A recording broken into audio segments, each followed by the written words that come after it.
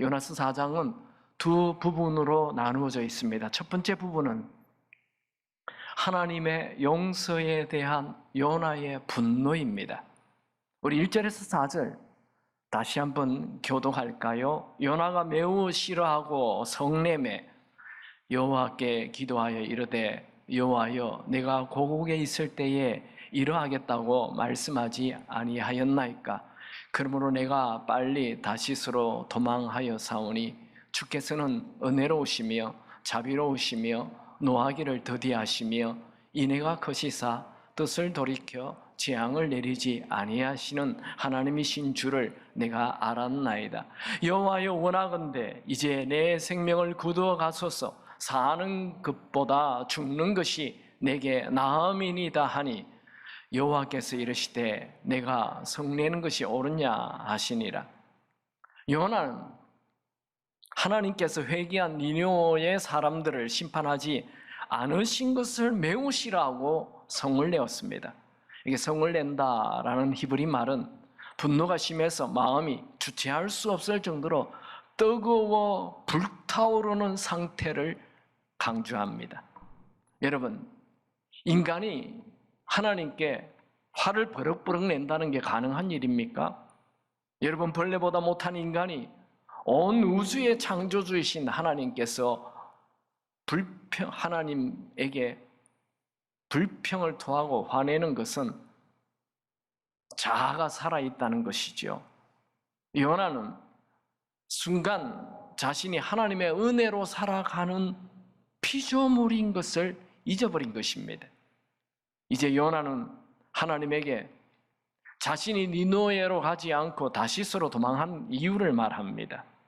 요나는 니느웨는 죄악의 도성이며 이스라엘 백성들을 침략한 악한 자들이 사는 곳이기에 마땅히 멸망받아야 된다 생각했습니다. 그런데 자신이 니느웨에 가서 심판의 메시지를 전하면 그들이 회개하게 될 것이고, 그러면 은혜로우시고 노하기 더디하시는 하나님께서 그 니느웨 사람들을 용서해 줄 것을 알았기 때문에 도망갔다는 거예요. 요나는 하나님을 이론적으로는 잘 알고 있습니다. 2절에 나오는 하나님은 은혜로우시며 자비로우시며 노하기를 더디하는 분이라는 말은 유대인들이 다 익히 잘 아는 말씀이지요. 요나는 자기가 하나님께 선택받은 선민이라는 우월감에 사로잡혀 있습니다. 하나님께서 나를 선택하셨다라는 이 선민의식, 이 자존감이 나쁜 게 아니죠. 이 선민의식은 유대인들에게 자존감을 주고 모든 어려움 속에서 이기게 하는 힘을 줍니다. 그러나 이 선민의식, 이 자존감이 감사가 아닌 교만으로 바뀐다면 이 선민의식, 자존감은 다른 사람을 무시하고 멸시하는 오히려 독이 됩니다. 하나님께서 이스라엘 백성들을 선택하신 이유가 뭐예요? 남들 무시하라고 선택한 게 아니죠. 창세기 12장에 보면 하나님께서 아브라함을 선택하신 이유, 복의 근원이 되라. 너로 인하여 다른 사람이 복을 받게 하도록 선택하신 거죠. 하나님께서 이스라엘 백성들을 제사장의 나라로 또 선택하지요. 그렇게 제사장의 나라로 선택한 이유가 뭡니까? 출애굽기 19장 5절 6절 세계가 다 내게 속하였나니 너희가 내 말을 잘 듣고 내 언약을 지키면 너희는 모든 민족 중에 내 소유가 되겠고 너희가 내게 대하여 제사장의 나라가 되며, 제사장이 하는 일이 뭡니까? 다른 사람을 위해 기도해주고 다른 사람이 제 문제를 가지고 오면 그것을 대신 하나님께 아뢰는, 그것이 제사장이죠. 요나는 건강한 선민의식이 아닌 삐뚤어진 교만과 고집과 아집에 빠져 있습니다. 요나는 니느웨 사람들은 하나님의 은혜를 받을 자격이 없다라고 단정을 했습니다. 여러분, 은혜는 원래 은혜 받을 자격 없는 자에게 주시는 게 은혜입니다. 요나는 자기의 의에 빠져서 남을 정죄하고 판단하는 자입니다. 요나는 하나님에게 니느웨를 멸망시키지 않으시고 은혜를 베푸신다면 자기를 죽여달라 말했어요. 여러분, 여러분이 하나님 같으면 요나에게 어떻게 하겠습니까? 그래, 너는 안 되겠다. 네가 죽겠다니 그냥 죽어라. 이렇게 하시지 않고 요나를 달랩니다. 하나님은 요나에게 아주 부드럽게 네가 성내는 게 정말 옳으냐 하고 되물었습니다. 그러나 요나는 입을 꽉 뭅니다. 아무 대답 안 합니다. 요나는 변할 마음이 없습니다. 마음을 바꿀 생각이 없습니다. 이제 두 번째 부분, 요나를 하나님이 깨닫도록 시청과 교육을 시킵니다. 그게 5절에서 10절, 11절입니다. 우리 5절, 11절 같이 읽죠. 제가 먼저 읽을까요? 교독합니다. 요나가 성읍에서 나가서 그 성읍 동쪽에 앉아 거기서 자기를 위하여 초막을 짓고 그 성읍에 무슨 일이 일어나는가를 보려고 그 그늘 아래에 앉았더라. 하나님 여호와께서 박는 굴을 예비하사 요나를 가리게 하셨으니 이는 그의 머리를 위하여 그늘이 지게 하고 그의 괴로움을 면하게 하려 하심이었더라. 요나가 박는 굴로 말미암아 크게 기뻐하되 하나님이 벌레를 예비하사 이튿날 새벽에 그 박는 굴을 갈아먹게 하심에 시드니라. 해가 뜰 때에 하나님이 뜨거운 동풍을 예비하셨고 해는 요나의 머리를 쪼임에 요나가 현미하여 스스로 죽기를 구하여 이르되 사는 것보다 죽는 것이 내게 나으니라 하니라. 요나는 실컷 하나님께 불평을 토하고 하나님께 죽여달라고 투정을 벌이다가 하나님께서 네가 성내는 것이 옳지 않다라는 말을 듣고 그러면 마음을 바꾸었어. 그냥 이스라엘로 돌아가야 합니다. 그런데 그는 아직도 자기의 마음을 바꾸지 않고 고집을 꺾지 않고 니노의 성을 빠져나와 멀리 니노의 성이 보이는 높은 언덕에 초막을 짓고 니노에가 망하는 것을 끝까지 나는 볼 것이다 하며 지금 앉아 있습니다. 요나가 지은 초막은 나뭇가지로 얼기설기 대충 임시로 만든 거죠. 만약 비가 온다면 비가 다 새고 해가 뜬다면 햇빛이 다 들어오는 그런 초막입니다. 요나가 초막에 앉아 있는데 해가 떠올라 햇빛이 초막으로 들어올 즈음에 하나님께서 박능쿨을 예비해서 요나의 햇빛이 비치지 않도록 차단해 주었습니다.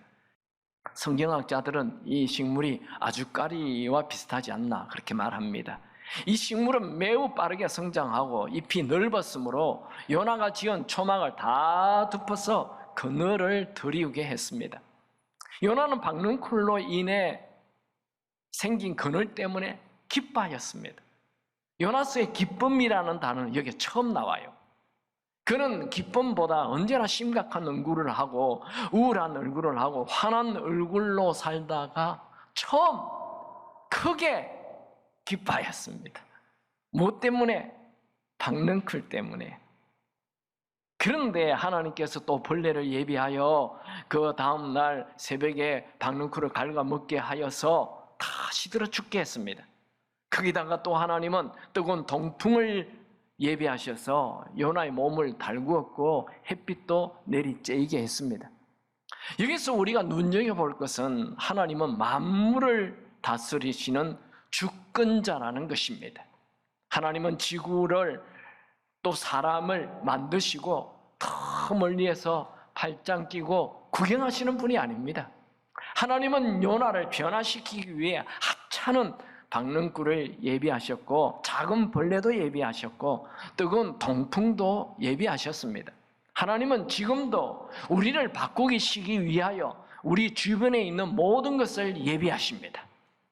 큰 것도 예비하시지만 아주 작은 것까지도 예비하십니다. 여러분, 하나님은 크신 일도 주권자로 모든 것을 다스리시고 아주 작은 일에도 주권자로 일하십니다. 하나님은 우리를 위해 아주 세밀한 것까지 예비하시고 도우시는 은혜를 베푸십니다. 여러분, 지금 여러분의 인생에 큰 위기가 생겼습니까? 하나님께서 위기를 해결해 주실 수 있는 것을 예비하고 계심을 믿으십시오. 중요한 만남을 눈앞에 두고 있습니까?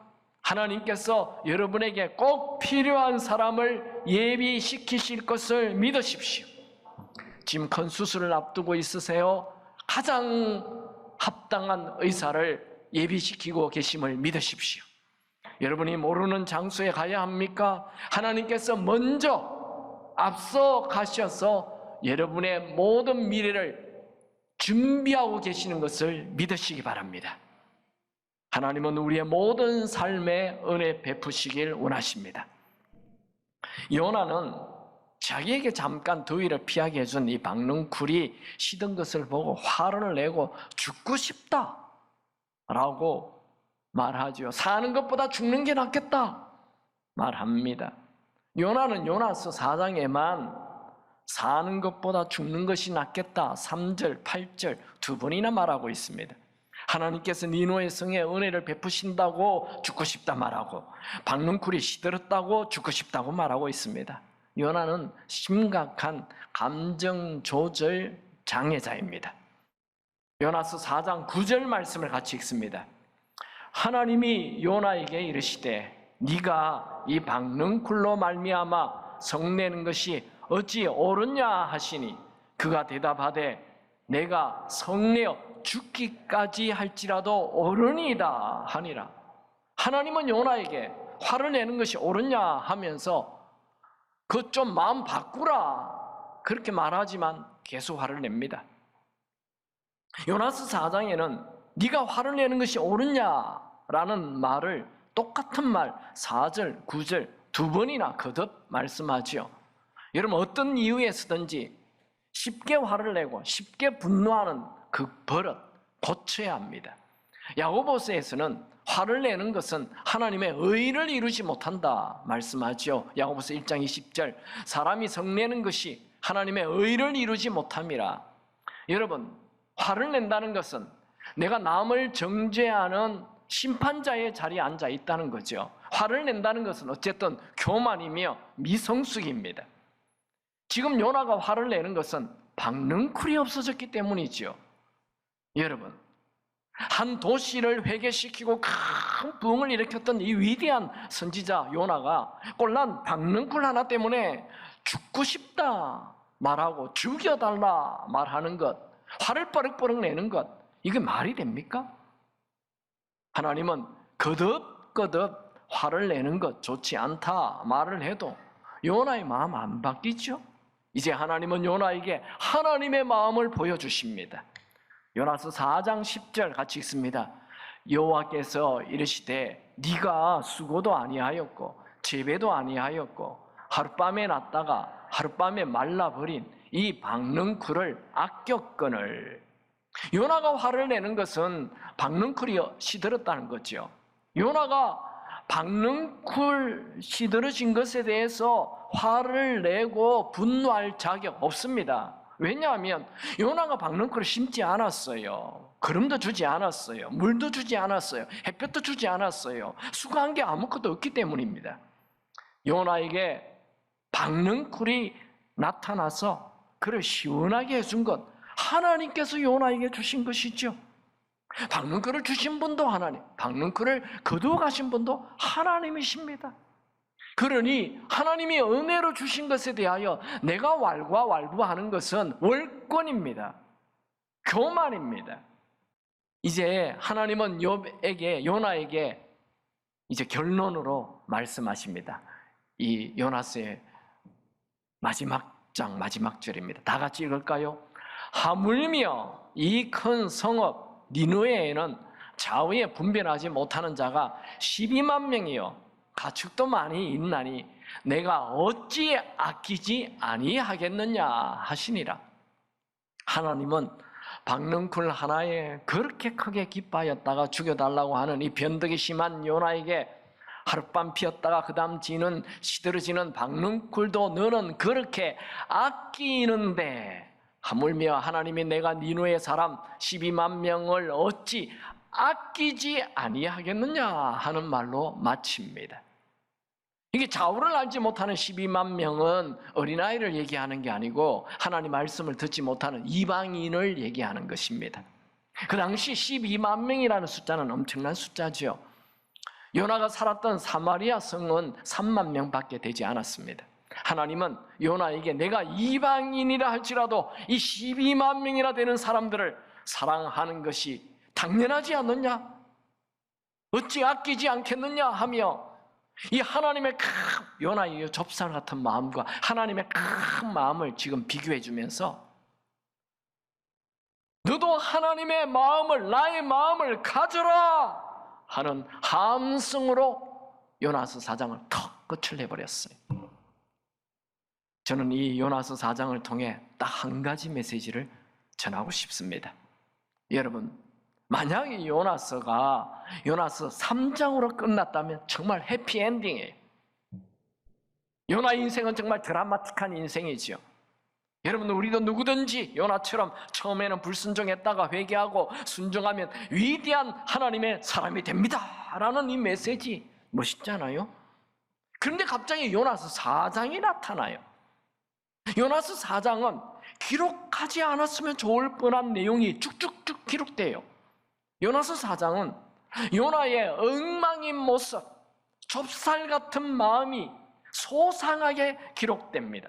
그래서 요나서 4장은 우리가 생각하지 못한 메시지가 분명히 있습니다. 왜 이걸 기록했을까요? 요나서 4장은 요나서 1장, 2장, 3장과는 다른 엄청난 메시지를 담고 있습니다. 그것은 바로 입술로는 은혜를 말하지만 은혜가 없는 요나에게 은혜 넘치는 사람으로 변화되는 것, 변화시키는 것입니다. 요나서 4장은 이기적인 요나에게 하나님의 마음을 가지라는 것으로 마칩니다. 우리는 요나서를 요나가 니느웨를 회개시킨 부흥의 책으로 알고 있어요. 아니요. 요나서는 니느웨가 아닌 요나가 변화시키는 것, 요나가 변화되는 것이 목표입니다. 하나님은 요나를 변화시키기 위해 요나를 부르셨고 요나를 니느웨 성에 보내셨습니다. 요나는 아미떼의 아들, 즉 아멘의 아들로 태어나 선지자로 살았습니다. 그의 마음 안에는 비뚤어진 선민의식, 이 자존감이 교만으로 가득하여 불신자를 우습게 여기고 특히 이스라엘을 공격하는 니느웨에 대한, 아수르에 대한 분노와 복수심이 가득하였습니다. 그는 선지자지만 하나님 말씀을 우습게 여기고 불순종하며 도망갔습니다. 요나는 하나님은 은혜로우시며 자비로우시며 노하기를 더디하시는 하나님이라는 것을 머리로는 잘 알고 있고 입술로는 말을 하고 있지만 그 자신의 삶은 은혜와는 거리가 먼 삶을 살고 있었습니다.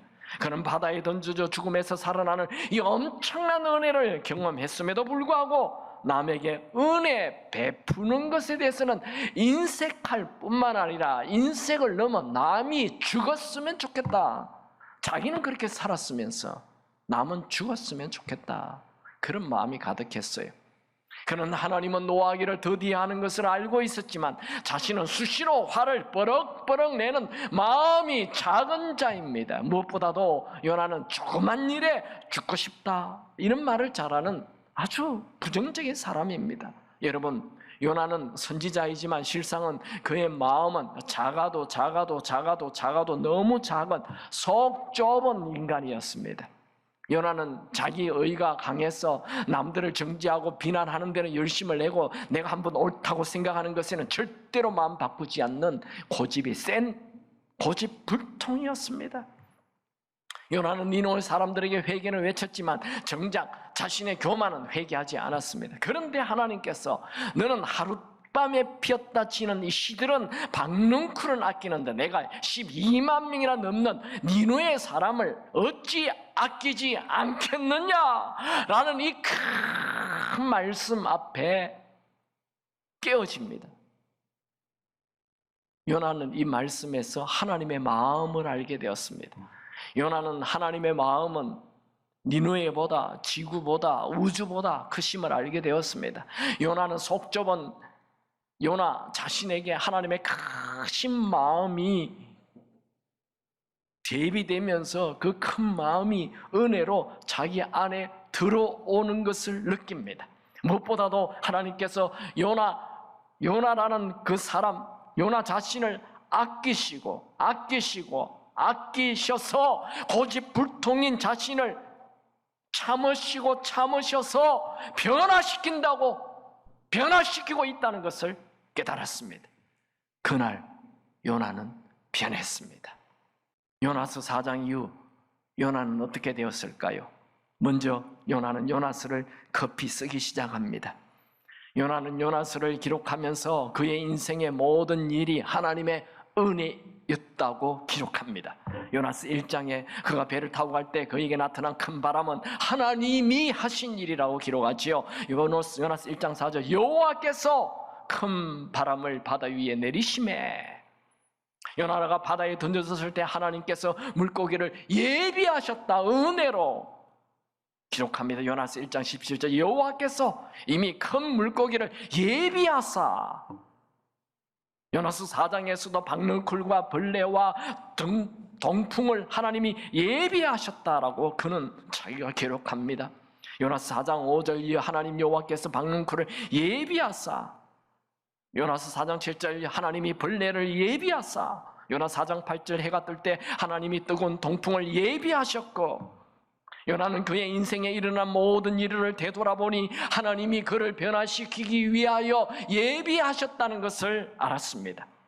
그 순간 요나는 눈물이 왈칵 쏟아졌습니다. 내가 뭐길래, 내까지 게 뭐길래 그토록 크신 하나님께서 나를 변화시키기 위하여 끝까지 추적하시고 끈질기게 집중하며 나에게 계속 은혜를 베푸신단 말인가?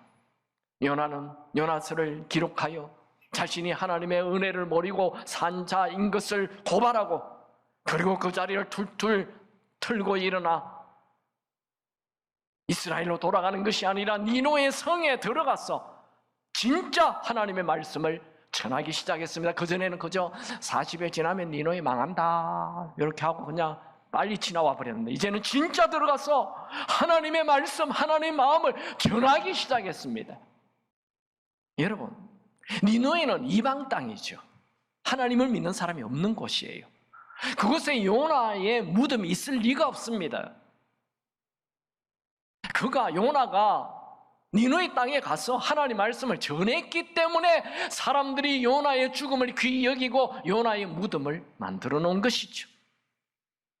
요나의 관심은 요나서 5장을 기록하여 내가 이렇게 변했다라고 기록할 필요가 없었습니다. 그는 직접 자신의 변화를 몸으로 보이며 살았습니다.